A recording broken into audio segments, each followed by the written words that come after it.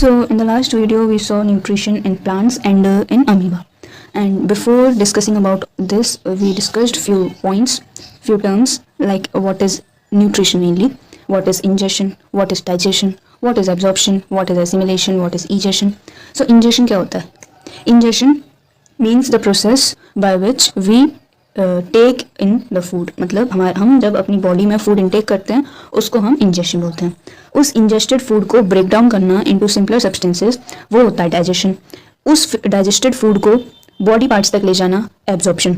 Body parts में उस food को यूटिलाइज करना to produce energy for work assimilation. और फिर इन सब के बाद जो वेस्ट बचा उसको बॉडी से रिमूव आउट करने का प्रोसेस होता है egestion. So now comes the human digestive system. Human digestive system start होता है हमारे माउथ से. माउथ जिसको हम बोलते हैं बक्कल कैविटी, इसमें 3 चीज़ें होती हैं, teeth, salivary gland and tongue. Teeth क्या करता है? खाने को कट करता है, च्यू करता है और ग्राइंड करता है. यानी कि खाना कट होता है, च्यू मतलब चबाते हैं, और फिर ग्राइंड होता है.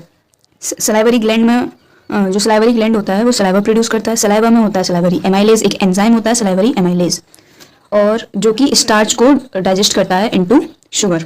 सो टीथ खाने को कट, च्यू एंड ग्राइंड करता है. सलाइवरी ग्लैंड सलाइवा प्रोड्यूस करता है. सलाइवा में होता है सलाइवरी एमाइलेज जो कि स्टार्च को डाइजेस्ट करता है इनटू शुगर. देन जो टंग होती है वो सलाइवा को खाने के साथ मिक्स करती है. टीथ खाने को cut, chew and grind. Salivary gland produce saliva जिसमें होता है सलाइवरी एमाइलेज जो स्टार्च को डाइजेस्ट करता है, और टंग मिक्स करती है सलाइवा को फूड के साथ.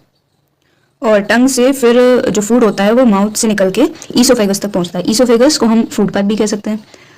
इसकी जो मसल्स होती हैं फूड पाइप या ईसोफेगस की मसल्स में कॉन्ट्रैक्शन और एक्सपेंशन होता है. मसल्स कॉन्ट्रैक्ट करती हैं, एक्सपेंड करती हैं, कॉन्ट्रैक्ट करती हैं, एक्सपेंड करती हैं.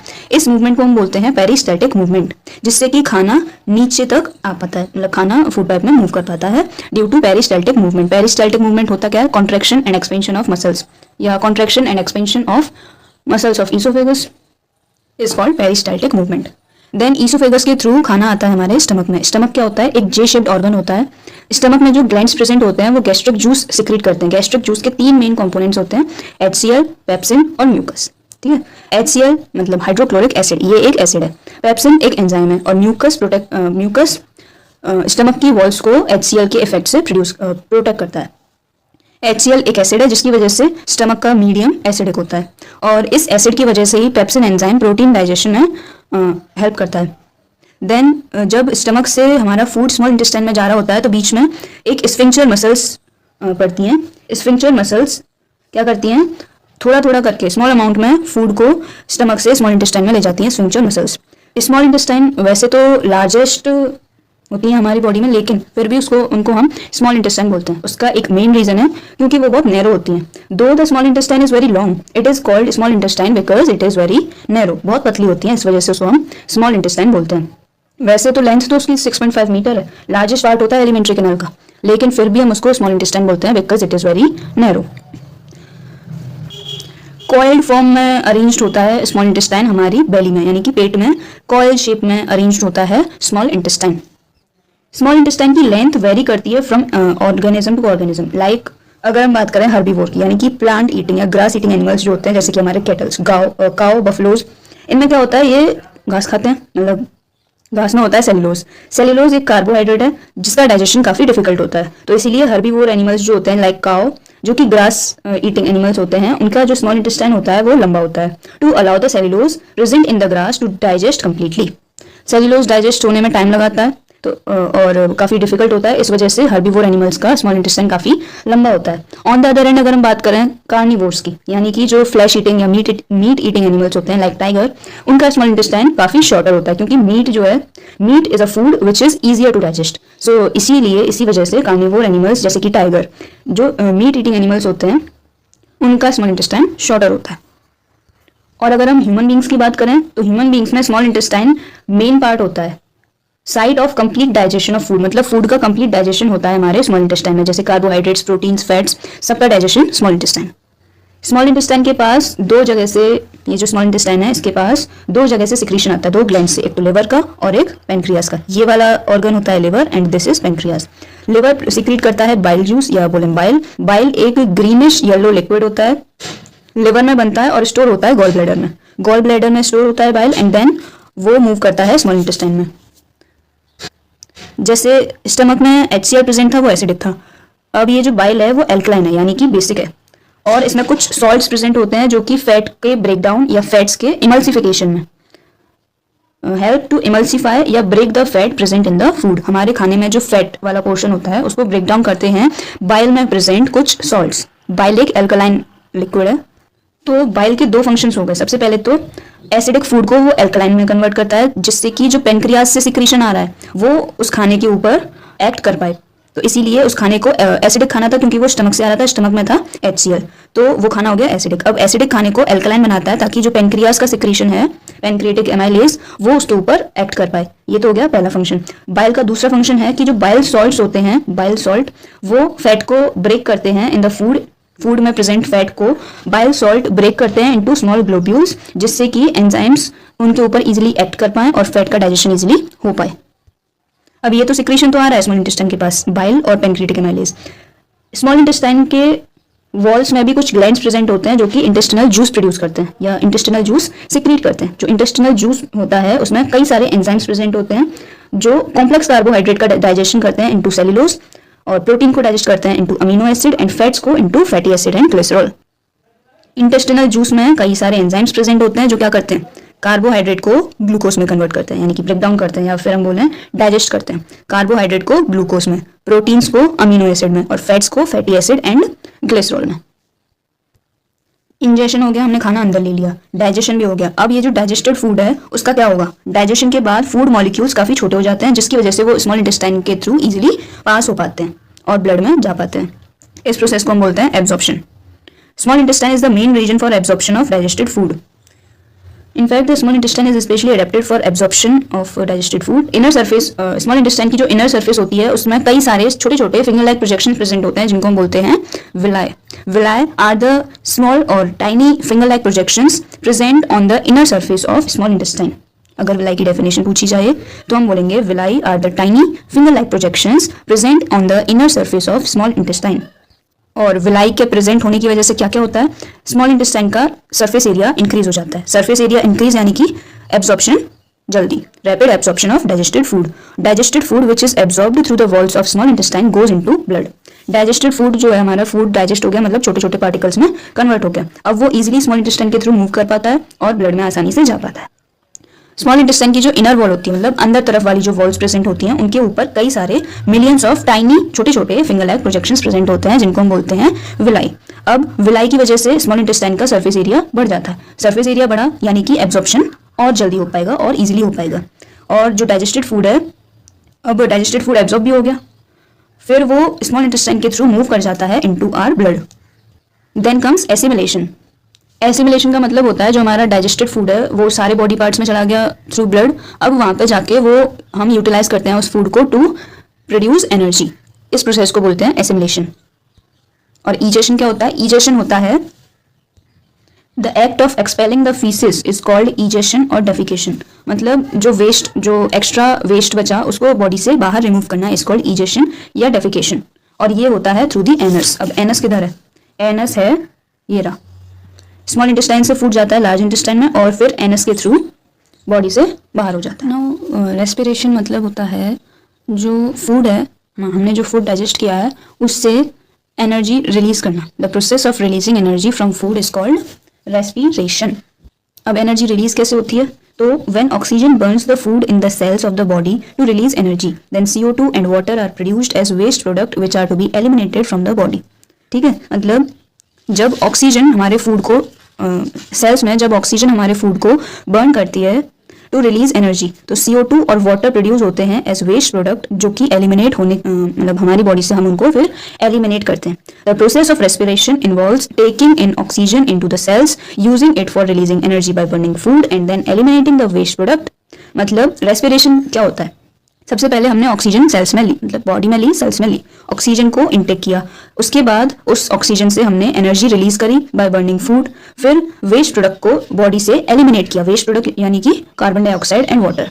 तो अगर हम इक्वेशनली अगर हम देखें तो हम बोल सकते हैं फूड और ऑक्सीजन, जब फूड बर्न होता है in the presence of oxygen, produce होती है CO2, water and energy.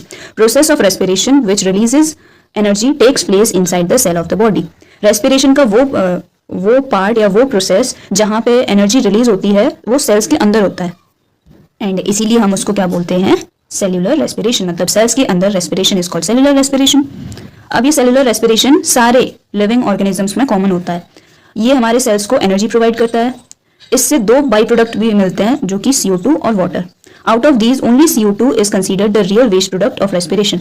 CO2 और वाटर, इन दोनों में से सिर्फ हम CO2 को ही रियल वेस्ट प्रोडक्ट कंसीडर करते हैं, because its accumulation in the body is harmful to the organism. क्योंकि अगर ये हमारी बॉडी में CO2 को हम मेनली रियल वेस्ट प्रोडक्ट हमारा CO2 होता है, हमेशा क्यों बोलते हैं, क्योंकि अगर एक बार को वाटर रह जाए लेकिन CO2 नहीं रहना चाहिए बॉडी में, क्योंकि अगर CO2 एक्यूमुलेट हो गया बॉडी में तो वो हमारे बॉडी ऑर्गन्स के लिए या फिर हम बोले ऑर्गेनिज्म के लिए काफी हार्मफुल होता है।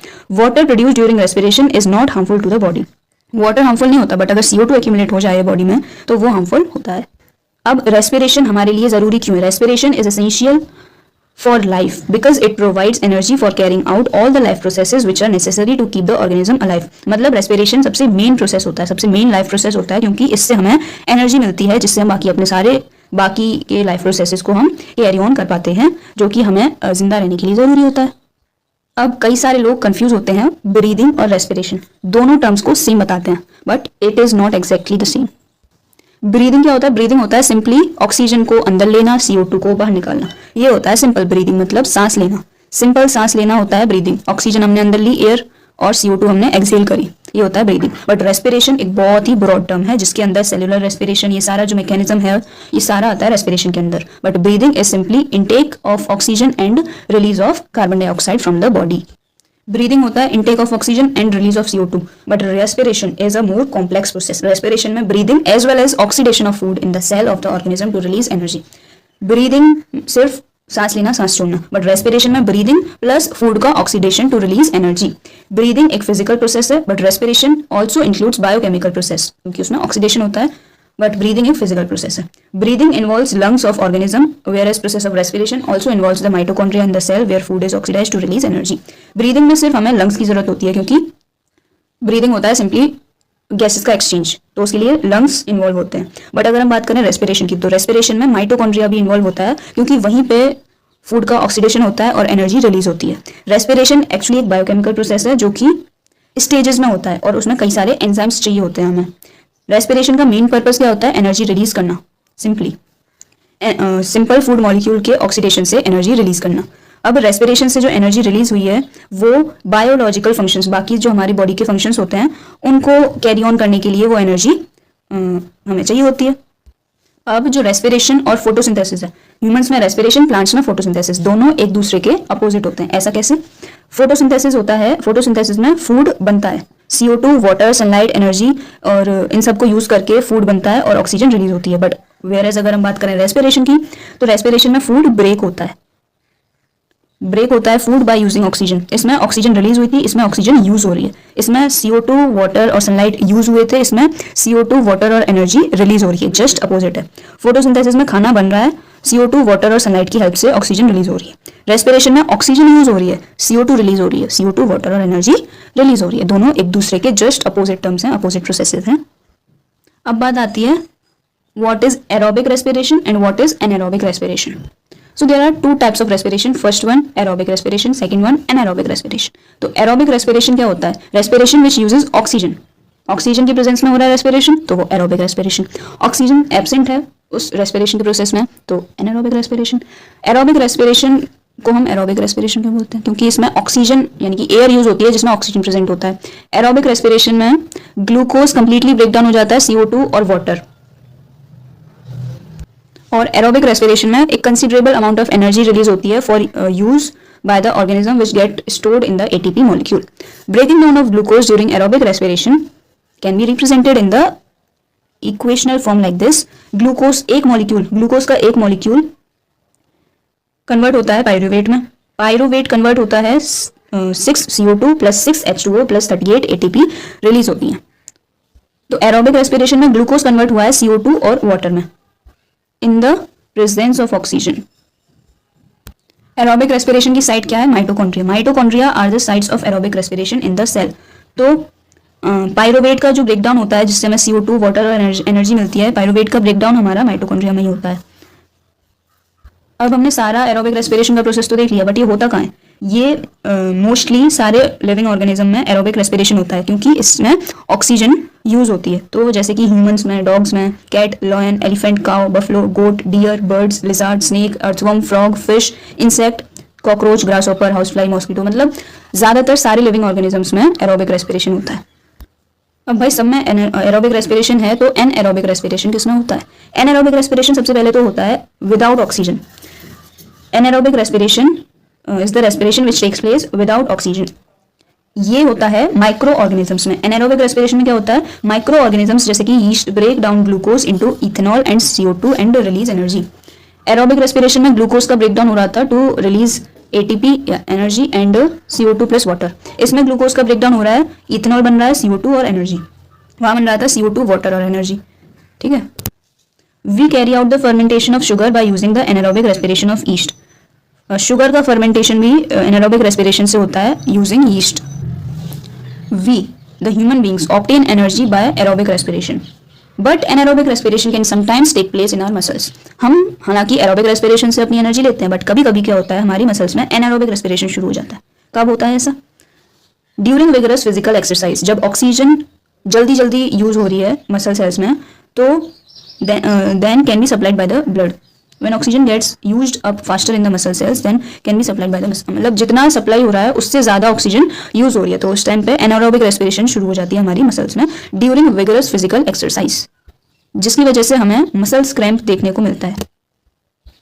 तो जब मसल्स में एनारोबिक रेस्पिरेशन शुरू होती है तो ग्लूकोज कन्वर्ट होने लग जाता है लैक्टिक एसिड में और small amount of energy release होती है। During heavy physical exercise, most of the energy in our muscle is produced by aerobic respiration. शुरू में तो aerobic respiration होगा. Anaerobic respiration in muscles provide only some extra energy which is needed under the condition of heavy physical activity, जैसे running very fast or running for a long time. Anaerobic respiration by muscles bring about partial breakdown. Glucose का partial breakdown होता है, lactic acid form होता है। ये जो lactic acid होता है हमारी मसल्स में इकट्ठा होना शुरू हो जाता है। तो जब लैक्टिक एसिड इकट्ठा होता है हमें मसल्स क्रैम्प देखने को मिलते हैं, फील होता है हमें मसल क्रैम्प। तो muscle cramp occur due to accumulation of lactic acid in muscles when the muscles repair anaerobically या रेस्पायर एनारोबिकली, मतलब ऑक्सीजन के बिना जब हमारी मसल्स रेस्पायर करना शुरू कर देती हैं तब लैक्टिक एसिड फॉर्मेशन होता है और फिर लैक्टिक एसिड मसल्स के अंदर इकट्ठा होना शुरू हो जाता है, जिसकी वजह से हमें मसल्स क्रैम्प फील होते हैं। अब ये मसल्स क्रैम्प को हम कैसे ओवरकम कर सकते हैं? हॉट वाटर बाथ या मसाज, गर्म पानी से नहा के या गर्म पानी की मसाज करके ब्लड सर्कुलेशन इंप्रूव हो जाता है, जिससे मसल्स क्रैम्प को हम कई हद तक हम उसको प्रिवेंट कर सकते हैं।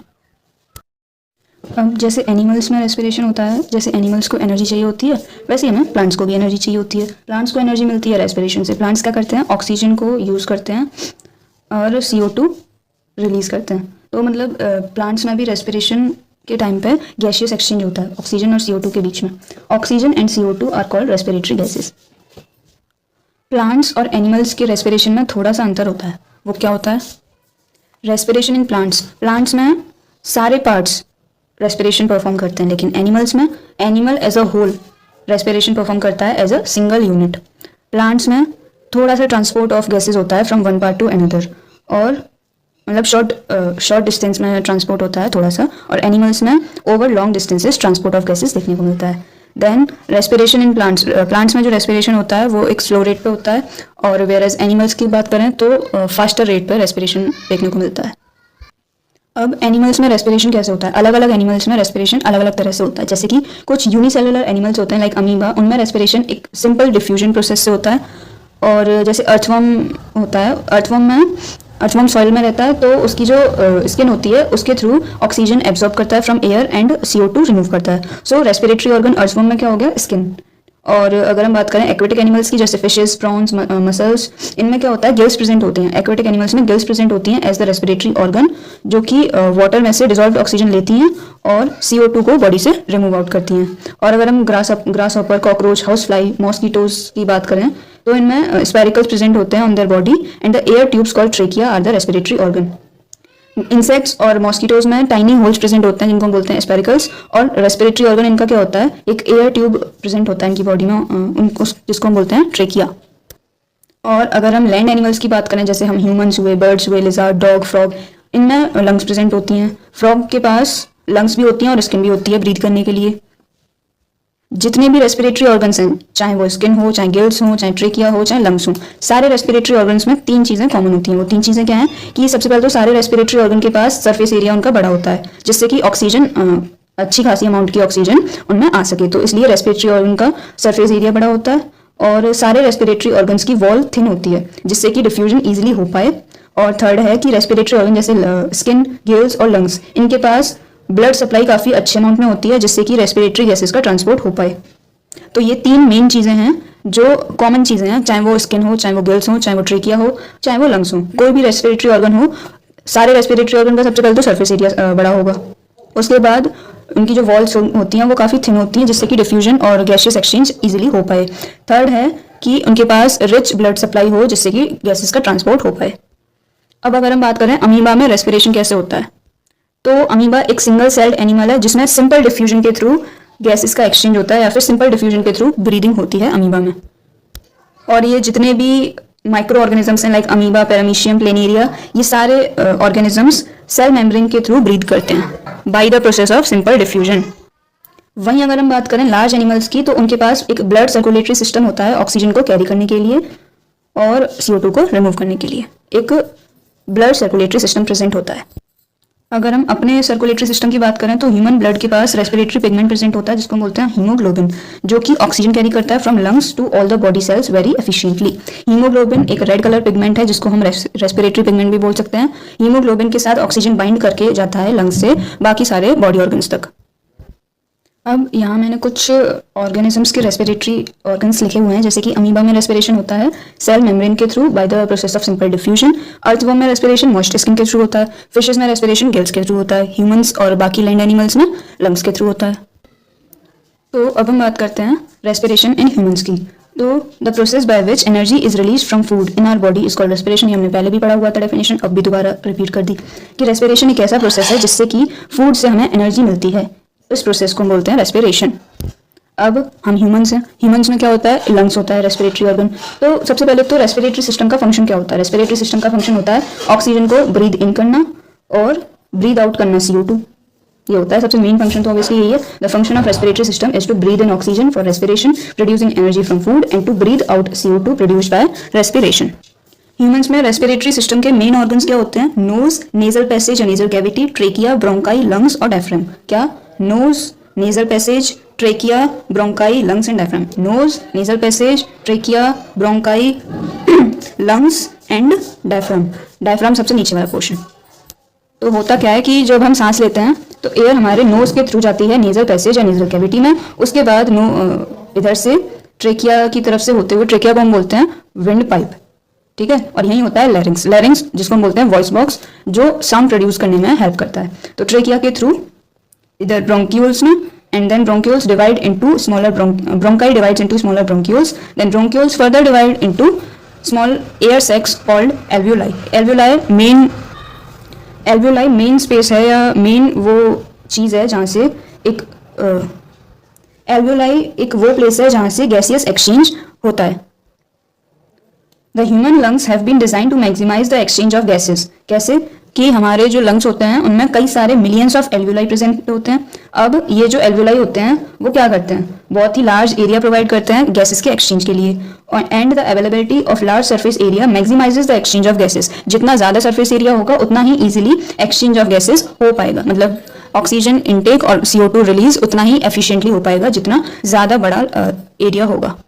अब हम बात करते हैं रेट ऑफ ब्रीदिंग को। एवरेज ब्रीदिंग रेट क्या होती है, एक एडल्ट मैन की एवरेज ब्रीदिंग रेट होती है 15 to 18 टाइम्स पर मिनट। एक मिनट में 15 से 18 बार हम सांस लेते हैं। On an average breathing rate होती है एक एडल्ट मैन की 15 से 18 बार पर मिनट। और अगर हम जल्दी जल्दी सांस लेंगे तो उससे क्या होगा, ऑक्सीजन ज़्यादा जाएगी बॉडी सेल्स में, ऑक्सीजन ज़्यादा जाएगी ड्यूरिंग रैपिड ब्रीदिंग, जिससे कि ज़्यादा एनर्जी प्रोड्यूस होगी। तो ऐसा कब होता है, जब हम ज़्यादा फिजिकल एक्सरसाइज करते हैं। ज़्यादा फिजिकल एक्सरसाइज करने के बाद जब हम आते हैं तो हमें लंबी लंबी सांस आती है। वो क्यों आती है, क्योंकि हमें ऑक्सीजन चाहिए होती है। तो जितनी ज़्यादा ऑक्सीजन मिलेगी उतना ही ज़्यादा फिर हमें एनर्जी प्रोड्यूस होगी। एंड अभी हमने पढ़ा था कि हीमोग्लोबिन के साथ ऑक्सीजन बाइंड करके सारे बॉडी ऑर्गन्स तक पहुंचती है। और अगर हीमोग्लोबिन की डेफिशिएंसी हो जाए ब्लड में तो ऑक्सीजन कैरिंग कैपेसिटी भी रिड्यूस हो जाएगी ब्लड की। उससे क्या होगा, टायर्डनेस होगी, ब्रीदिंग प्रॉब्लम आएंगी और एनर्जी बहुत लो होगी। और अगर अगर हमारी जो हीमोग्लोबिन कम है बॉडी में या ब्लड में, तो हीमोग्लोबिन के साथ ही तो ऑक्सीजन बाइंड करके जाती है। अगर हीमोग्लोबिन ही नहीं होगी तो ऑक्सीजन बाइंड कैसे कर पाएगी? ऑक्सीजन बाइंड नहीं कर पाएगी तो हमें ब्रीदिंग प्रॉब्लम होगी, हमें थकावट महसूस होगी and obviously lack of energy. Oxygen के कंपेयर में कार्बन डाइऑक्साइड और ज्यादा स्ट्रांगली बाइंड करता है हीमोग्लोबिन के साथ in the blood and prevents it from carrying oxygen to the brain and other parts of the body. Digestion हो गया, रेस्पिरेशन हो गया। अब बात करते हैं हम ट्रांसपोर्ट की। ट्रांसपोर्ट क्या होता है? अगर हम बायोलॉजी की भाषा में देखें तो ट्रांसपोर्ट का मतलब होता है a life process in which a substance absorbed और made in one part of the body of an organism is carried to other part of the body. मतलब बॉडी के एक पार्ट में कोई सब्सटेंस बना, वो उसको हम बॉडी के दूसरे पार्ट्स तक ले जाएं, ये होता है ट्रांसपोर्ट इन बायोलॉजिकल टर्म्स। तो सबसे पहले हम ट्रांसपोर्ट इन प्लांट्स देखेंगे, उसके बाद ट्रांसपोर्ट इन एनिमल्स देखेंगे। तो प्लांट्स के पास दो ट्रांसपोर्ट सिस्टम होता है, एक जाइलम और एक फ्लोएम। जाइलम जो कि वाटर और मिनरल्स को ट्रांसपोर्ट करता है, xylem which carries water and mineral and phloem which carries the food material which the plant makes। xylem क्या कैरी करता है? Water and minerals. Phloem carry करता है फूड। फ्लोएम फर्स्ट से फूड एंड बाकी फिर बचा क्या है? xylem, वो वाटर और मिनरल्स। फ्लोएम कैरी करता है फूड मटेरियल, xylem कैरी करता है water and minerals. The transport of materials in a plant can be divided into two parts, transport of water and mineral in the plant and transport of food and other substances in the plant। Obviously वही बात है कि xylem carry करता है water and mineral, phloem carry करता है food material और बाकी के सब्सटेंसेस। तो उसी बेसिस पे हमने ट्रांसपोर्ट को क्लासिफाई कर दिया है। अब ये जाइलम वेसल क्या होता है? जाइलम वेसल एक नॉन लिविंग लॉन्ग ट्यूब है जो कि प्लांट में लेंथ वाइज जाता है। एक non living long tube present होता है प्लांट्स में, जिसको हम बोलते हैं जाइलम वेसल। बना किसका होता है जाइलम वेसल? जाइलम वेसल बना हुआ होता है कई सारे हॉलो डेड सेल्स का, जो कि एक दूसरे से एंड टू एंड जॉइंट होते हैं। In flowering plants, either only xylem vessel transport water or both xylem vessel and tracheids transport water। ट्रेकियार्ड क्या होता है? ट्रेकियार्ड एक long thin spindle shaped cell है with pits in their thick cell wall. Tracheid एक long thin spindle shaped cell होता है जिसकी walls में पिट्स प्रेजेंट होते हैं। तो इस वाली लाइन का मतलब क्या है कि फ्लावरिंग प्लांट्स में या तो जाइलम वेसल या दोनों जाइलम वेसल एंड ट्रेकियार्ड दोनों वाटर को ट्रांसपोर्ट करते हैं, या तो जाइलम वेसल या जाइलम वेसल प्लस ट्रेकियार्ड। अब ट्रेकियार्ड क्या होता है? ट्रेकियार्ड एक long thin spindle shaped cell होता है जिसकी सेल वॉल में पिट्स प्रेजेंट होती हैं। पिट्स बोले तो छेद प्रेजेंट होते हैं। अब ये तो हो गया कि वाटर ट्रांसपोर्ट जाइलम वेसल और ट्रेकियार्ड के थ्रू। अब फूड और बाकी सब्सटेंस का ट्रांसपोर्ट कैसे होता है? The transport of food from the leaves to other part of the plant is called translocation. Food का transport from the leaves to other parts, leaves से प्लांट के बाकी पार्ट्स तक फूड के ट्रांसपोर्ट को हम बोलते हैं ट्रांसलोकेशन। तो फ्लोएम ट्रांसलोकेट करता है फूड को या शुगर को made in the leaf. Movement of food material through phloem depends on the action of living cell, जिसको हम बोलते हैं सीव ट्यूब।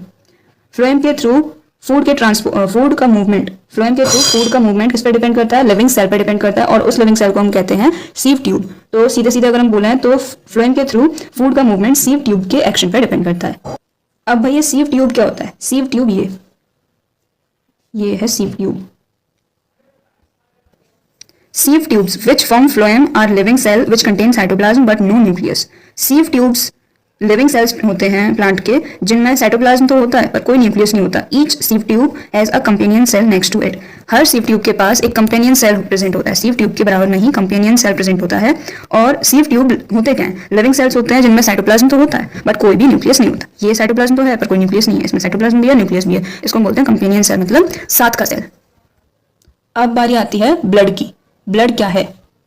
ब्लड एक रेड कलर्ड लिक्विड है जो कि हमारी पूरी बॉडी में सर्कुलेट करता है। ब्लड रेड क्यों होता है? क्योंकि रेड पिगमेंट प्रेजेंट होता है उसमें, और उस रेड पिगमेंट को हम बोलते हैं हीमोग्लोबिन, जो कि आरबीसीज में प्रेजेंट होता है। आरबीसीज क्या है? Red blood sales.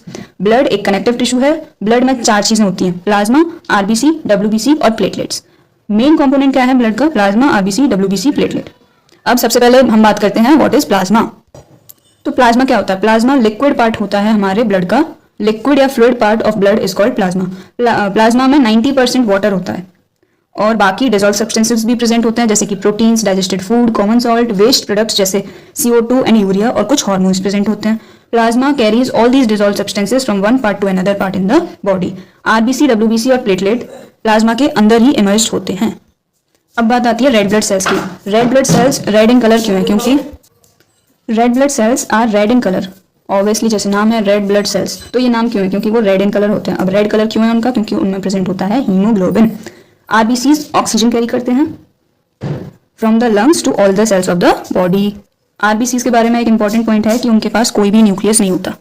अगर हम लाइफ स्पैन की बात करें तो हर एक रेड ब्लड सेल कितने टाइम जीता है? 4 महीने, 4 मंथ्स, अबाउट 4 मंथ्स का लाइफ स्पैन होता है आरबीसीज का। अब इतना शॉर्ट लाइफ स्पैन क्यों है आरबीसीज का? उसका एक रीजन है that they do not have nucleus. अब न्यूक्लियस नहीं होता, इस वजह से ये एक रीजन है कि उनका शॉर्ट लाइफ होती है। It has to be estimated that about 3 million red blood cells of human body die every day, but 4 times that number are made in the bone marrow every day. यानी कि एक दिन की अगर हम बात करें तो 3 मिलियन आरबीसीज एक दिन में मरती हैं और उसका 4 गुना हर दिन बनती हैं। हर दिन की बात करें तो 3 मिलियन आरबीसी डेड होती हैं और 3 मिलियन का 4 टाइम्स बोन मैरो में फॉर्म होती हैं। अब बात आती है व्हाइट ब्लड सेल्स की। व्हाइट ब्लड सेल्स इन्फेक्शंस और डिसीजेस के अगेंस्ट फाइट करते हैं, क्योंकि व्हाइट ब्लड सेल्स जर्म्स के अगेंस्ट और बाकी फॉरेन बॉडीज के अगेंस्ट फाइट करते हैं जो कि हमें डिसीज कॉज कर सकती हैं। Some white blood cells can eat up the germs like bacteria which cause disease. कुछ जो व्हाइट ब्लड सेल्स होते हैं वो जर्म्स को खा भी सकते हैं और बाकी के केमिकल्स फॉर्म करते हैं टू फाइट अगेंस्ट देम, और हम उन केमिकल्स को क्या बोलते हैं? Antibodies. Antibodies are those chemicals formed by WBC to fight against infection. अब क्योंकि वो जर्म्स, डिसीजेस और इन्फेक्शंस के अगेंस्ट लड़ते हैं तो इसलिए हम व्हाइट ब्लड सेल्स को अपनी बॉडी का सोल्जर भी कहते हैं। अब बात आती है प्लेटलेट्स की। प्लेटलेट्स ब्लड क्लॉटिंग या ब्लड कोगुलेशन में हेल्प करती है। जब जैसे हमें कट लग जाता है तो कट के बाद खून निकलता है ऑब्वियसली, लेकिन वो खून ऐसा नहीं है कि हमेशा निकलता रहे। जब हमें कोई कट लगता है तो उसके बाद ब्लीडिंग स्टॉप कैसे हो जाती है? ब्लीडिंग स्टॉप होती है क्योंकि ब्लड क्लॉट हो जाता है, मतलब एक वो सेमी सॉलिड फॉर्म में आ जाता है जिससे कि फर्दर ब्लीडिंग नहीं होती है। अब ब्लड के कुछ फंक्शंस हैं, कुछ इंपॉर्टेंट फंक्शंस क्या हैं ब्लड के? सबसे पहले तो वो ऑक्सीजन कैरी करता है from lungs to different parts of the body. दूसरा, वो CO2 कैरी करता है from body to lungs for breathing out. तीसरा, वो डाइजेस्टेड फूड भी कैरी करता है फ्रॉम इंटेस्टाइन टू बाकी बॉडी ऑर्गन्स। हार्मोन्स भी कैरी करता है from endocrine gland to different body organs. वो वेस्ट प्रोडक्ट भी कैरी करता है जैसे कि यूरिया। लिवर से किडनी तक यूरिया को ले जाता है blood for excretion in urine. Blood body को डिसीजेस के अगेंस्ट भी प्रोटेक्ट करता है क्योंकि उसमें प्रेजेंट होते हैं डब्ल्यूबीसी बैक्टीरिया को मार देते हैं, बाकी जर्म्स को खा भी जाते हैं। और ब्लड हमारी बॉडी के टेम्परेचर को भी रेगुलेट रखता है, मतलब मेंटेन रखता है, क्योंकि the blood capillaries in our skin help to keep our body temperature constant. हमारा बॉडी टेम्परेचर कांस्टेंट रह पाता है ब्लड कैपिलरीज की वजह से। हमारा बॉडी टेम्परेचर होता कितना है? 37 डिग्री सेल्सियस। अब आता है हमारा ह्यूमन सर्कुलेटरी सिस्टम, हमारा दिल। तो हमारा दिल एक्चुअल में होता कैसा है? 4 चैम्बर्ड हार्ट प्रेजेंट होता है ह्यूमंस में, 2 एट्रियम, 2 वेंट्रिकल। बाकी ऑर्गन्स क्या हैं? हमारे सर्कुलेटरी सिस्टम के ऑर्गन्स क्या क्या हैं? सबसे पहले तो हमारा दिल, हार्ट, फिर आता है arteries, veins and capillaries. Blood is also considered a part of circulatory system. तो ह्यूमन सर्कुलेटरी सिस्टम में क्या हुआ? Heart, it's not hurt, it's heart, HEART। Heart, arteries, veins, capillaries and blood. Obviously circulatory system में क्या होता है? Heart एक pumping organ होता है, पंप की तरह फंक्शन करता है heart. Arteries, veins and capillaries pipe की तरह वर्क करते हैं और ब्लड ट्रांसपोर्ट होता है। और ये जो ट्यूब्स प्रेजेंट होते हैं या फिर जो पाइप्स होते हैं जो कि ब्लड को कैरी करते हैं, उनको हम बोलते हैं ब्लड वेसल्स। तो there are 3 blood vessels, arteries, veins and capillaries. Heart का रफली शेप कैसा होता है? ट्रायंगुलर शेप होता है, कंप्लीट ट्रायंगुलर शेप नहीं होता, रफली एक ट्रायंगुलर शेप होता है। और उसकी साइज क्या होती है? एक क्लेंज्ड फिस्ट की बराबर, मतलब एक बंधी हुई मुट्ठी के बराबर। इतना साइज होता है बस हमारे हार्ट का, और इतना सा साइज इतने सारे फंक्शंस परफॉर्म करता है। बोले तो हम जिंदा ही हार्ट की वजह से ही हैं। हार्ट कुछ स्पेशल मसल्स का बना हुआ होता है जिनको हम बोलते हैं कार्डियक मसल। क्लेंज्ड फिस्ट की बराबर उसका साइज होता है। हार्ट के पास 4 चैम्बर होते हैं, 2 एट्रियम, 2 वेंट्रिकल। एट्रियम या एट्रिया एक ही बात होती है। जो 2 एट्रिया होती हैं वो ब्लड रिसीव करती हैं from the 2 main veins. Main जो वीन्स होती हैं उनसे हमें एट्रिया में ब्लड मिलता है, और जो वेंट्रिकल्स होती हैं वो ब्लड को ट्रांसपोर्ट करती हैं बाकी बॉडी ऑर्गन्स तक एंड द लंग्स तक भी, और बाकी बॉडी ऑर्गन्स तक ट्रांसपोर्ट करती हैं वेंट्रिकल्स। मतलब एट्रिया के थ्रू ब्लड हार्ट में आता है, वेंट्रिकल्स के थ्रू ब्लड रिमूव आउट होता है, मतलब हार्ट से बाहर जाता है लंग्स में या फिर हमारे बाकी बॉडी ऑर्गन्स में। और हार्ट का क्या काम होता है? Pump the blood around our body. Arteries, veins और कैपिलरीज एक तरह की थिन पाइप्स या थिन ट्यूब्स हैं जिनके थ्रू ब्लड फ्लो करता है in the body. Arteries, veins and capillaries are called blood vessels. Arteries का काम होता है ब्लड को हार्ट से निकालना, मतलब दूर ले जाना। आर्टरीज थिक वॉल्ड होती हैं जो कि ब्लड को हार्ट से अवे ले जाती हैं to all the parts of the body. Arteries of thick wall. अब थिक वॉल क्यों होती है आर्टरीज की? क्योंकि blood emerges from the heart under high pressure. क्योंकि हार्ट से जब ब्लड निकलता है तो काफी हाई प्रेशर के साथ निकलता है, तो आर्टरीज रप्चर ना हो जाए इस वजह से उनकी वॉल्स थिक होती हैं। और जो हमारी मेन आर्टरी है उसको हम बोलते हैं एओर्टा। जो कि लेफ्ट वेंट्रिकल से कनेक्टेड होती है थ्रू वेल्व V3। अभी हम देखेंगे क्या है ये वेल्व V3। और ये जो मेन आर्टरी है वो क्या कैरी करती है, ऑक्सीजनेटेड ब्लड कैरी करती है from left ventricle to all the body parts. Left ventricle से निकलती है ऑक्सीजनेटेड ब्लड, मतलब इस ब्लड में ऑक्सीजन प्रेजेंट है, तो लेफ्ट वेंट्रिकल से ऑक्सीजन वाला ब्लड ले जाती है बॉडी ऑर्गन्स तक एक्सेप्ट द लंग्स, क्योंकि लंग्स में जाता है डीऑक्सीजनेटेड ब्लड ताकि CO2 बॉडी से बाहर जाता है। डीऑक्सीजनेटेड ब्लड होता है जिसमें कार्बन डाइऑक्साइड प्रेजेंट होती है और ऑक्सीजनेटेड ब्लड वो होता है जिसमें ऑक्सीजन प्रेजेंट होती है। आर्टरीज और वीन्स के बीच में thin walled extremely narrow tubes present होते हैं। थिन वॉल के काफी नैरो ट्यूब्स प्रेजेंट होते हैं आर्टरीज और वीन्स के बीच में, जिनको हम क्या बोलते हैं, कैपिलरीज। तो कैपिलरीज आर्टरीज और वीन्स के बीच में होती हैं। आर्टरीज से ब्लड आता है कैपिलरीज में और फिर कैपिलरीज में फिल्टर होके वो जाता है वीन्स में। कैपिलरीज की वॉल जो होती हैं वो सिर्फ एक सेल की बनी हुई होती हैं। Only 1 cell thick walls present होती हैं कैपिलरीज में। जितने भी काफी सारे डिजॉल्व सब्सटेंसेस जैसे कि ऑक्सीजन, फूड, ये जो ब्लड में प्रेजेंट होते हैं डिजॉल्व सब्सटेंसेस, वो बॉडी सेल्स में पास होते हैं through the thin walls of capillaries. At the same time waste substance भी फॉर्म होते हैं सेल में और वो भी कैपिलरीज में ही एंटर करते हैं। तो एक्सचेंज होता है कई सारी मटेरियल्स का एक्सचेंज, जैसे कि ऑक्सीजन का, फूड का, CO2 का, इन सब चीजों का एक्सचेंज होता है between the blood and the body cells take place through capillaries. The other end of capillary is joined to some wider tube जिसको हम बोलते हैं veins. Deoxygenated blood coming from capillary enter into vein. जो dirty blood या फिर carbon dioxide containing blood या हम बोलें डीऑक्सीजनेटेड ब्लड जो कैपिलरीज में भर गया होता है वो फिर एंटर करता है वाइडर ट्यूब में जिनको हम बोलते हैं वीन्स। अब भाई ये वीन्स क्या होती हैं? Veins thin walled blood vessels होती हैं जो कि ब्लड को बाकी बॉडी ऑर्गन से बैक टू हार्ट ले जाती हैं। वीन्स को कोई थिक वॉल की जरूरत नहीं होती क्योंकि जो ब्लड उनमें जा रहा होता है वो हाई प्रेशर से नहीं, नॉर्मली जा रहा होता है, इस वजह से वीन्स की वॉल थिक नहीं होती। वीन्स के पास वेल्व्स प्रेजेंट होती हैं जिससे कि ब्लड फ्लो आराम से होता है, allow the blood in them to flow in only one direction. मतलब वेल्व्स किस लिए होती हैं? वीन्स में वेल्व्स प्रेजेंट होती हैं जिससे कि ब्लड का बैक फ्लो ना हो, मतलब एक ही डायरेक्शन में ब्लड मूव करता रहे, हार्ट की तरफ ही ब्लड मूव करता रहे। वेल्व्स क्या करती हैं? बैक फ्लो ऑफ ब्लड को प्रिवेंट करती हैं। Veins are also found in the whole of our body, हमारी पूरी बॉडी में वीन्स, आर्टरीज सब मिलता है। अब आर्टरीज और वीन्स में मेन डिफरेंस क्या है कि an artery carries blood from the heart to the body organ whereas vein carry blood from the body organ back to heart. Heart से बॉडी ऑर्गन तक ब्लड जाता है आर्टरीज के थ्रू, बॉडी ऑर्गन से heart तक blood आता है वीन्स के थ्रू। ये मेन डिफरेंस है आर्टरीज और वीन्स के बीच में। जिस ब्लड में ऑक्सीजन प्रेजेंट होता है उसको हम ऑक्सीजनेटेड ब्लड बोलते हैं, जिस ब्लड में ऑक्सीजन प्रेजेंट नहीं होता उसको हम डीऑक्सीजनेटेड ब्लड बोलते हैं। अब एक्चुअल में ट्रांसपोर्ट होता कैसे है? जब हमारा हार्ट बीट करता है तो इससे हमारे पूरी बॉडी में ब्लड का सर्कुलेशन हो पाता है। सबसे पहले जब चारों चैम्बर्स की मसल्स रिलैक्स्ड है, मतलब नॉर्मल कंडीशन में है, तो पल्मोनरी वीन कौन सी है? जो लंग्स से ब्लड ला रही है, जो लंग्स से ब्लड ला रही है वो वीन होती है पल्मोनरी वीन। वीन्स का काम क्या होता है? बॉडी ऑर्गन से हार्ट तक ब्लड लाना, तो ये वीन है पल्मोनरी वीन। तो जब चारों चैम्बर रिलैक्स्ड कंडीशन में है तो पल्मोनरी वीन ऑक्सीजनेटेड ब्लड ला रही है, क्योंकि लंग्स में क्या आया? एयर आई, एयर यानी रिच इन ऑक्सीजन, तो ये वाला ब्लड हुआ ऑक्सीजनेटेड ब्लड। तो पल्मोनरी वीन में आया ऑक्सीजनेटेड ब्लड, वो एंटर करेगा लेफ्ट एट्रियम में, ठीक है। उसके बाद जब लेफ्ट एट्रियम कॉन्ट्रैक्ट करता है तो ऑक्सीजनेटेड ब्लड फिर पुश हो जाता है लेफ्ट वेंट्रिकल के पास, ठीक है। और जब लेफ्ट वेंट्रिकल कॉन्ट्रैक्ट करता है तो क्या होता है? लेफ्ट वेंट्रिकल कॉन्ट्रैक्ट करेगा तो एओर्टा के थ्रू हार्ट से बाहर आ जाता है ब्लड। उसके बाद एओर्टा क्या करती है? ब्लड को बाकी बॉडी ऑर्गन्स तक ले जाती है, हार्ट से बाकी बॉडी ऑर्गन्स तक ले जाती है। फिर ये ऑक्सीजनेटेड ब्लड कैपिलरीज के थ्रू बॉडी ऑर्गन्स में जाता है, बॉडी सेल्स को ऑक्सीजन प्रोवाइड करता है। तो जब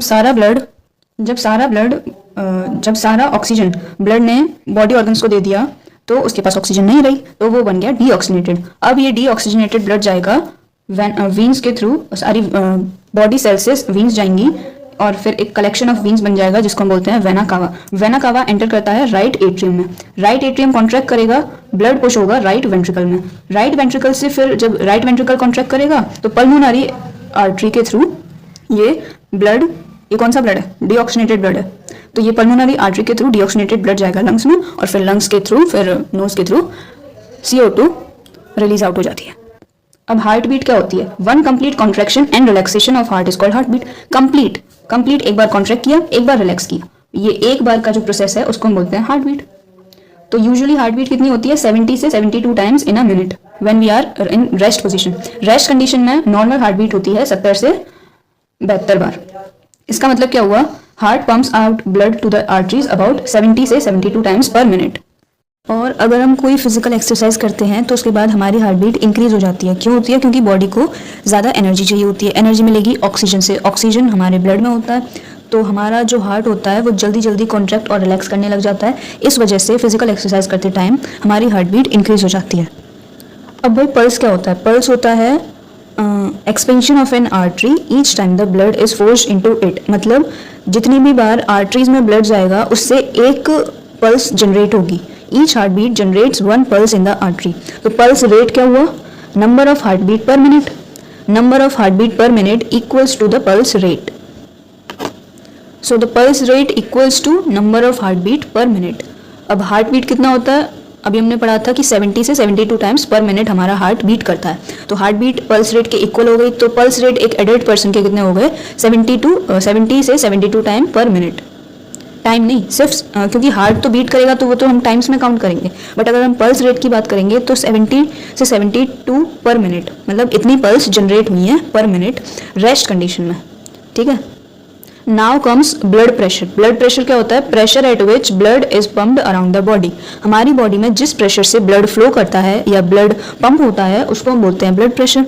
अब ब्लड प्रेशर हम दो तरह से, दो चीज़ों के बेसिस पे हम ब्लड प्रेशर को देखते हैं। सबसे पहले सिस्टोलिक प्रेशर और दूसरे डायस्टोलिक प्रेशर।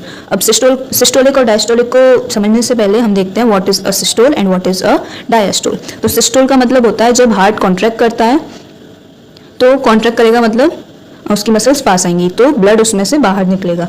तो ब्लड बाहर निकलता है आर्टरीज में, उसको हम बोलते हैं सिस्टोल। और डायस्टोल क्या होता है? हार्ट रिलैक्स करता है या एक्सपेंड करता है जिससे कि उसके सारे चेंबर्स में ब्लड फिल हो पाए। तो सिस्टोलिक प्रेशर कौन सा होगा? जिस प्रेशर से हमारा ब्लड हार्ट से बाहर निकल रहा है, आर्टरीज में जा रहा है, उस प्रेशर को हम बोलेंगे सिस्टोलिक प्रेशर। और जिस प्रेशर से ब्लड हार्ट में आ रहा है, हार्ट के सारे चेंबर फिल हो रहे हैं ब्लड से जिस प्रेशर पे, उसको हम बोलेंगे डायस्टोलिक प्रेशर।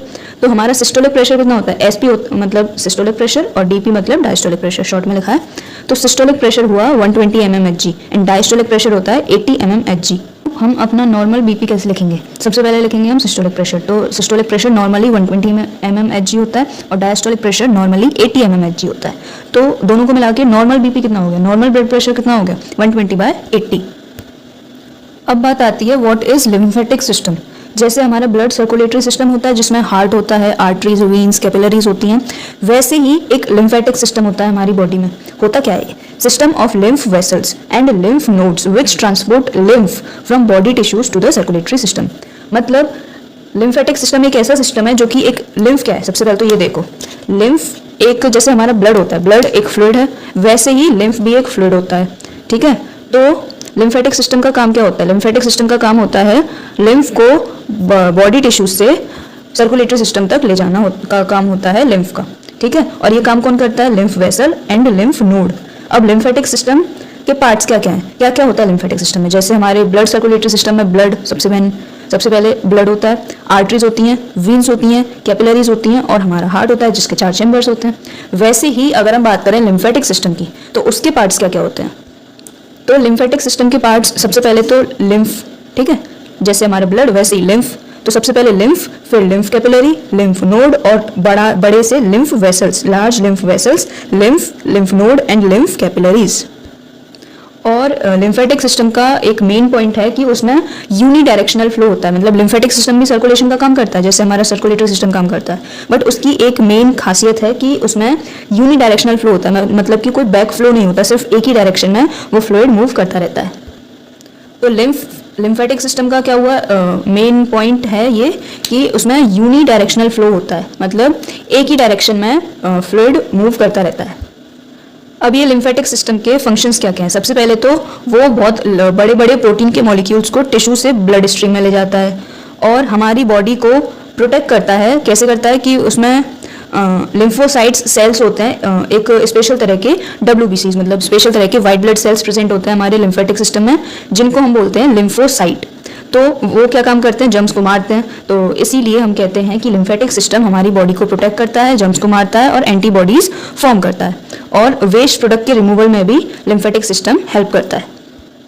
अब सर्कुलेशन तो हो गया, सबसे पहले हमने पढ़ा डाइजेशन, फिर पढ़ा रेस्पिरेशन, फिर पढ़ा सर्कुलेशन। अब बात आती है एक्सक्रीशन की।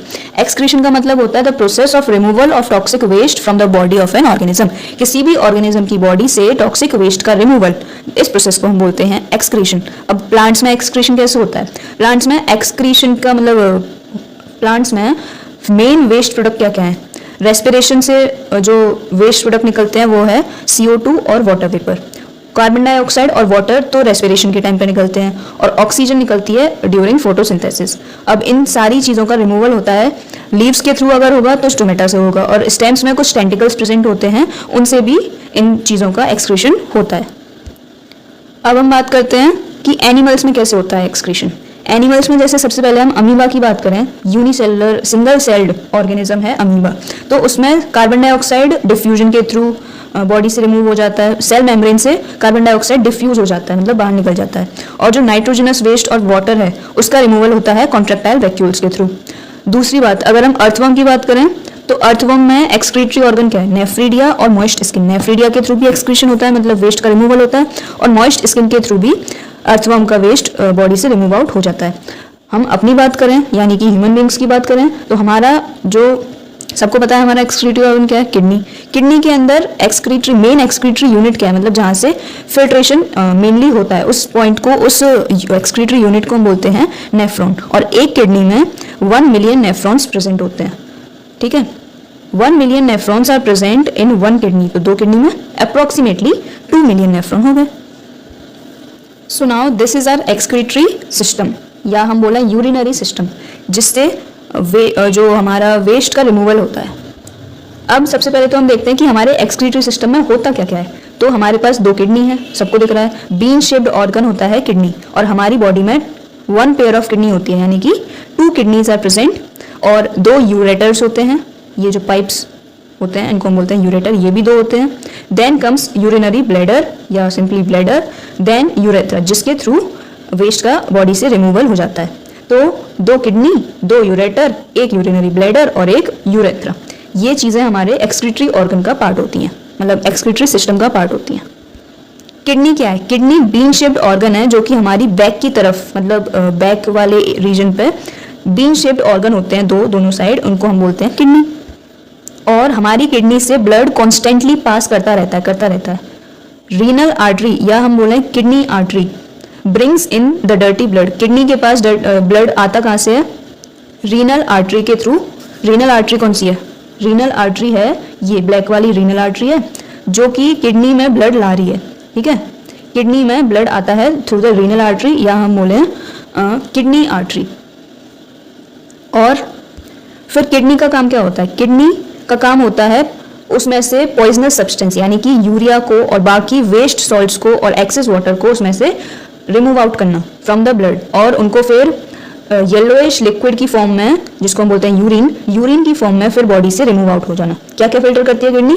किडनी जो वो ब्लड होता है उसमें से पॉइजनस सब्सटेंस जिसको हम बोलते हैं यूरिया, कुछ बाकी के वेस्ट सॉल्ट्स और एक्सेस वाटर का रिमूवल करती है, और उसके बाद ये सारी चीज़ें एक येलोइश लिक्विड की फॉर्म में, जिसको हम बोलते हैं यूरिन की फॉर्म में, ये सारी चीज़ें फिर बॉडी से रिमूव आउट हो जाती हैं। अब ये फिल्ट्रेशन तो हो गया। जो क्लीन्ड ब्लड है, जो साफ खून है, वो फिर कहाँ जाएगा? वो जाएगा रीनल वीन्स के थ्रू दोबारा से बॉडी ऑर्गन्स में। रीनल वीन ये लाइट कलर में जो दे रखा है इसको हम बोलते हैं रीनल वीन, ये वाला जो पार्ट है रीनल वीन। और ये रीनल आर्टरी तो वो डर्टी ब्लड लाती है किडनी के पास। फिर किडनी क्या करती है? उस डर्टी ब्लड में से पॉइजनस सब्सटेंस यानी कि यूरिया को रिमूव कर देती है, वेस्ट सॉल्ट्स को रिमूव कर देती है और एक्सेस वाटर को रिमूव कर देती है। और फिर जो फिल्टर्ड ब्लड है, जो साफ खून है, क्लीन्ड ब्लड, वो फिर वापस चला जाता है through renal vein into our body organs. अब एक्सक्रीटरी सिस्टम में हम नीचे की तरफ देखते हैं, तो किडनी के बाद नीचे की तरफ आते हैं 2 यूरेटर्स। यूरेटर ब्लड को ले जाते हैं या फिर हम बोले वेस्ट को ले जाते हैं किडनी से यूरेथ्रा में, किडनी से निकलते हैं और यूरेथ्रा में ओपन हो जाते हैं। 2 होते हैं। A pair of ureters are present in our excretory system. अब यूरिन किडनी से निकला, यूरेटर्स के थ्रू यूरिनरी ब्लैडर में स्टोर हो गया। यूरिनरी ब्लैडर में फिर स्टोर रहता है यूरिन। उसके बाद यूरिनरी ब्लैडर होता क्या है? एक बैग होता है जो कि यूरिन को स्टोर करता है जब तक कि हम टॉयलेट नहीं जाते। उसके बाद जब हम टॉयलेट जाते हैं तो यूरिनरी ब्लैडर से वो यूरिन निकलता है और यूरेथ्रा के थ्रू फिर वो बॉडी से रिमूव आउट हो जाता है।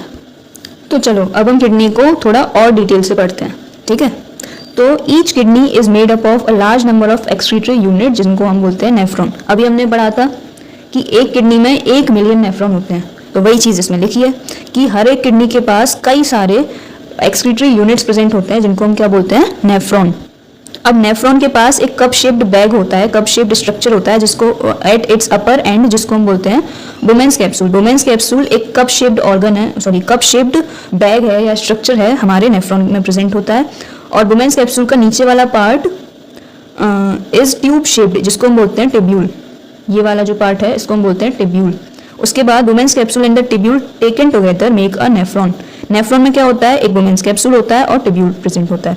वुमेन्स कैप्सूल क्या है, एक कप शेप्ड ऑर्गन है या सॉरी कप शेप्ड बैग है जिसके नीचे वाले पार्ट जो होता है वो एक ट्यूब शेप्ड स्ट्रक्चर होता है जिसको हम बोलते हैं टिब्यूल। तो ये दोनों चीजें मिला के नेफ्रॉन फॉर्म करती हैं। अब वुमेन्स कैप्सूल में होता क्या है, Bowman's capsule contains a bundle of blood capillaries जिनको हम बोलते हैं ग्लोमेरुलस या फिर ग्लोमेरुलाई।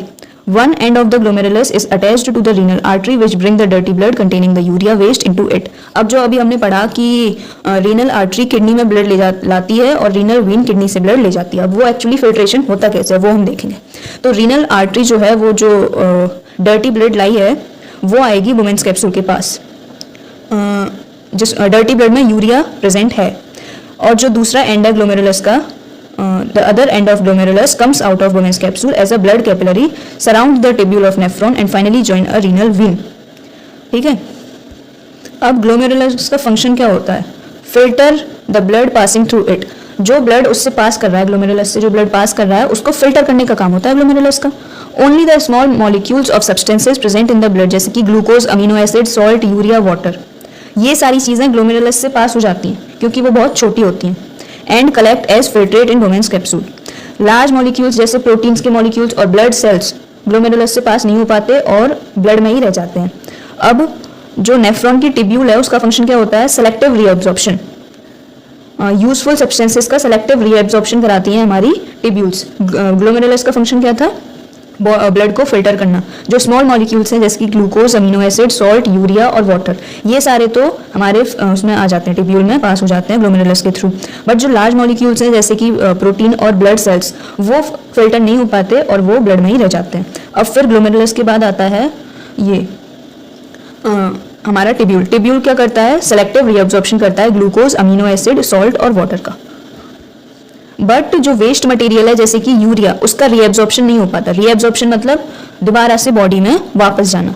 तो the waste material like urea remain behind in the tubule, it does not get reabsorbed into the blood capillary. तो अगर हम इन डेप्थ जाके थोड़ा सा इस चीज को देखें तो हमने क्या पढ़ा था, अभी हमने पढ़ा था कि एफरेंट आर्टेरियोल में आता है डर्टी ब्लड जिसको हमें फिल्टर करना होता है। तो एफरेंट आर्टेरियोल जो है वो वुमेन्स कैप्सूल के पास आके एक ग्लोमेरुलस फॉर्म कर लेता है जहां से ब्लड का फिल्ट्रेशन होता है। तो एक्चुअली होता क्या है, फिल्ट्रेशन सिर्फ कुछ छोटे छोटे मॉलिक्यूल्स का होता है जैसे कि glucose, amino acid, salt, urea और वाटर, जो कि ग्लोमेरुलस से पास हो जाते हैं। और जो बड़े बड़े मॉलिक्यूल्स होते हैं जैसे कि प्रोटीन और ब्लड सेल्स वो पास नहीं हो पाते और वो वापस ब्लड में ही चले जाते हैं। एफरेंट आर्टेरियोल जाके ऊपर बॉडी पार्ट्स तक जाता है ना, एफरेंट आर्टेरियोल, एफरेंट आर्टेरियोल तो डर्टी ब्लड लेके आ रहा है किडनी के पास, और इफरेंट आर्टेरियोल जो है वो प्योर ब्लड लेके वापस जा रहा है बॉडी ऑर्गन्स के पास। तो इधर ग्लोमेरुलस में किस किस का फिल्ट्रेशन होगा, छोटे छोटे मॉलिक्यूल्स का। छोटे छोटे मॉलिक्यूल्स बोले तो क्या क्या, जैसे कि ग्लूकोज हुआ, जैसे amino acid, salt, urea, water. और किस किस का रीअब्जॉर्प्शन, किस किस का फिल्ट्रेशन नहीं होगा, तो जो बड़े बड़े मॉलिक्यूल्स होते हैं जैसे कि हमारा प्रोटीन हुआ और हमारे ब्लड सेल्स हुए, वो वापस से as it is efferent arteriole के थ्रू वापस ब्लड स्ट्रीम्स में पहुंच जाते हैं। देन वुमेन्स कैप्सूल के बाद जो भी हमारा ये फिल्ट्रेट है वो आएगा यहाँ पे टिब्यूल में। टिब्यूल वाले पोर्शन में होता है सेलेक्टिव रीअब्जॉर्प्शन। किस किस का, selective reabsorption of useful substances जैसे कि ग्लूकोज, अमीनो एसिड, सॉल्ट और वाटर, इनका सेलेक्टिव रीअब्जॉर्प्शन हो जाता है। बट जो वेस्ट मटेरियल होता है, सेलेक्टिव रीअब्जॉर्प्शन मतलब फिल्टर होके ये वापस से बॉडी में चले जाते हैं, रीअब्जॉर्ब हो जाते हैं, दोबारा से एब्जॉर्ब हो जाते हैं। बट किस किस का नहीं हो पाता रीअब्जॉर्प्शन, तो जो वेस्ट मटेरियल है जैसे कि यूरिया, उसका रीअब्जॉर्प्शन नहीं हो पाता और वो टिब्यूल में ही रह जाता है और बाकी चीजें वापस चली जाती हैं। ठीक है, एक बार फिर से देखते हैं। तो एफरेंट आर्टेरियोल में डर्टी ब्लड आया था जिसमें यूरिया था, वो ग्लोमेरुलस में एंटर करेगा। ग्लोमेरुलस इस ब्लड को फिल्टर कर देगा। फिल्ट्रेशन के टाइम पे जो छोटे छोटे सब्सटेंसेज हैं जैसे कि glucose, amino acid, salt, water और यूरिया जो हमारे ब्लड में प्रेजेंट थे, ये छोटे छोटे सब्सटेंसेज ये वुमेन्स कैप्सूल में पास हो जाते हैं और फिर नेफ्रॉन की ट्यूब्यूल में एंटर कर जाते हैं। जब यूजफुल सब्सटेंसेज वाला फिल्ट्रेट, जिसमें मतलब यूजफुल और वेस्ट सब्सटेंस दोनों हमारे ट्यूब्यूल में एंटर करते हैं, तो यूजफुल सब्सटेंसेज जो होते हैं जैसे ग्लूकोज वगैरह जो थे उनका सेलेक्टिव रीअब्जॉर्प्शन हो जाता है। अब हम सेलेक्टिव क्यों कह रहे हैं? क्योंकि हर चीज का रीअब्जॉर्प्शन वापस से नहीं हो रहा, कुछ सेलेक्टिव चीजों का हो रहा है जो हमारी बॉडी के लिए यूजफुल है, जैसे कि ग्लूकोज है, जैसे सारे अमीनो एसिड्स हुए, सारे ज्यादातर सॉल्ट्स जो होते हैं और ज्यादातर पानी जो है वो रीअब्जॉर्ब हो जाता है, और जो हार्मफुल सब्सटेंस हैं जैसे कि यूरिया वो रीअब्जॉर्ब नहीं हो पाता और वो ट्यूब्यूल में एज इट इज रह जाता है। अब रीअब्जॉर्प्शन के बाद जो ब्लड किडनी में रह गया, उसमें ट्यूब्यूल में रह गया जो ब्लड, उसको हम बोलते हैं यूरिन। यूरिया कंटेनिंग ब्लड था वो कन्वर्ट हो गया यूरिन में, क्योंकि उसमें से यूजफुल सब्सटेंस तो रीअब्जॉर्ब हो गए। अब ये नेफ्रॉन यूरिन को कैरी करते हैं into the collective duct of kidney. Collecting duct या कलेक्टिव डक्ट, इसमें ये तो एक नेफ्रॉन का आ गया, इधर से एक और नेफ्रॉन है, इधर से एक और है, इधर से एक और है, मतलब मिलियंस ऑफ नेफ्रॉन्स प्रेजेंट होते हैं ना किडनी में, तो ये तो सिर्फ एक सिंगल नेफ्रॉन का डायग्राम है। ये जो इधर से एक और नेफ्रॉन होगा, इधर से कोई दूसरा होगा, तीसरा होगा, चौथा होगा, इधर से भी कोई होगा, ऐसे होता है। और फिर कलेक्टिंग डक्ट में जाने के बाद वो फिर यूरेटर में चला जाता है। यूरेटर के बाद यूरिन यूरिनरी ब्लैडर में जाता है। यूरेटर जो दो पेयर ऑफ वो ट्यूब्स थे उनमें चला जाता है। उसके बाद यूरिनरी ब्लैडर में स्टोर रहता है जब तक कि हम वॉशरूम या टॉयलेट नहीं जाते, और उसके बाद यूरेथ्रा के थ्रू वो बॉडी से रिमूव आउट हो जाता है। क्या? Urine, obviously. अब अगर हम देखें कि अगर हमारी किडनी खराब हो गई, किडनी फेलियर हो गया, तो उसको ठीक कैसे किया जाता है? तो कभी कभी क्या होता है कि हमारी किडनी काम करना बंद कर देती है, तो या तो कोई इन्फेक्शन हो गया है किडनी में, या कोई इंजरी आ गई है, या फिर हाई ब्लड प्रेशर की वजह से भी, या हाई ब्लड शुगर की वजह से, या काफ़ी सारे और रीजंस होते हैं जिनकी वजह से हमारी किडनी डैमेज हो जाती है और फिर अपना वो वर्क करना बंद कर देती है। और अगर किडनी का कंप्लीट फेलियर हो गया, मतलब बिल्कुल ही बंद हो गई, तो यूरिया और बाकी के वेस्ट प्रोडक्ट नहीं बनेंगे ब्लड में। Allows the urea and other waste product अगर किडनी कंप्लीट फेलियर हो गया, अगर किडनी का मतलब बिल्कुल ही काम करना बंद कर दिया, तो यूरिया और वेस्ट प्रोडक्ट्स बाकी के जो होते हैं वो ब्लड में ही बनना शुरू हो जाते हैं। Even the amount of water in the blood is not regulated, इसलिए वाटर का अमाउंट भी रेगुलेट नहीं हो पाता। अब इससे डेथ भी हो सकती है अगर पेशेंट का इमीडिएट ट्रीटमेंट नहीं हुआ तो। सबसे बेस्ट लॉन्ग टर्म सोल्यूशन क्या है किडनी फेलियर का? किडनी ट्रांसप्लांट, मतलब किडनी को बदल दो। सबसे बेस्ट लॉन्ग टर्म सोल्यूशन है अगर किडनी फेल हुई है तो। अब ये किडनी ट्रांसप्लांट में होता क्या है? किडनी ट्रांसप्लांट में जो हमारी डैमेज्ड किडनी है उसको रिप्लेस कर देते हैं, और एक मैचिंग किडनी, मतलब पहले तो उसको रिमूव करेंगे और उसी के जैसे मैचिंग किडनी को जो किसी हेल्दी डोनर ने डोनेट कर रखी है उसको उसकी जगह ट्रांसप्लांट कर देंगे बाय अ सर्जिकल ऑपरेशन। और अगर किडनी ट्रांसप्लांट पॉसिबल नहीं है किसी भी रीजन की वजह से, तो क्या होगा? अगर किसी भी रीजन की वजह से किडनी ट्रांसप्लांट पॉसिबल नहीं है, तो जो पेशेंट है उसका पीरियडिक ट्रीटमेंट होगा। The patient with the kidney failure is treated periodically on a kidney machine, जिसको हम बोलते हैं, एक प्रोसेस होता है जिसको हम बोलते हैं डायलिसिस। उस प्रोसेस के थ्रू पीरियडिकली उस पेशेंट का ट्रीटमेंट होता है अगर किडनी ट्रांसप्लांट पॉसिबल नहीं है किसी रीजन की वजह से तो। नहीं तो बेस्ट ऑप्शन तो किडनी ट्रांसप्लांट ही है, जिसमें क्या होता है, जो डैमेज्ड किडनी है, एक हमारा कोई डोनर आया, किसी ने अपनी किडनी दान दे दी, मतलब जो सही किडनी है वो किसी ने डोनेट कर दी, तो जो डैमेज्ड किडनी है उसको रिमूव कर लिया जाएगा और उसकी जगह पे मैचिंग बिल्कुल सेम वैसी ही डोनेटेड वाली किडनी लगा दी जाएगी bye surgical method, surgical operation. और अगर किडनी ट्रांसप्लांट पॉसिबल नहीं है तो क्या होगा? एक पीरियडिक ट्रीटमेंट होता है जिसको हम बोलते हैं डायलिसिस। अब भैया ये डायलिसिस क्या होता है? The procedure used for cleaning the blood of a person by separating waste substance from it. अब जो काम किडनी का था वो मशीन्स कर रही हैं एक तरह से। क्या कि एक प्रोसीजर है जिससे कि ब्लड क्लीन किया जाता है वेस्ट सब्सटेंस को ब्लड से सेपरेट करके। इस प्रोसेस को हम बोलते हैं डायलिसिस। ये एक किडनी मशीन होती है, या फिर हम बोले इसको डायलिसिस मशीन होती है। उसमें क्या होता है कि जो काम किडनी का होता है वही काम वो मशीन करती है। So it's the end of the chapter. I hope you all understood it very well.